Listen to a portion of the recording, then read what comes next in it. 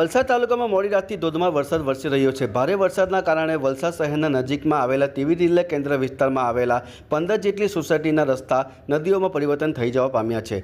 દર વર્ષે ચોમાસા દરમિયાન આ સોસાયટીના રસ્તા નદીમાં પરિવર્તન થઈ જતા હોય છે। સાથે જો વધુ વરસાદ વરસે તો સોસાયટીના ઘરોમાં પાણી ભરાઈ જવા પામે છે। સોસાયટીમાં ઘરોમાં પાણી ઘૂસી જવાના કારણે રહીશોએ મોટી નુકસાની વેઠવાનો વારો આવે છે। સાથે રસ્તા ઉપર નદી વહેતા વાહન અવરજવર બંધ થતાં સોસાયટીમાં 108 એમ્બ્યુલન્સ પણ આવી શકતી નથી। તો શાળાએ જતા બાળકો અને નોકરિયાત વર્ગ હોય કે સિનિયર સિટીઝન હોય મુશ્કેલી વેઠવી પડી રહી છે।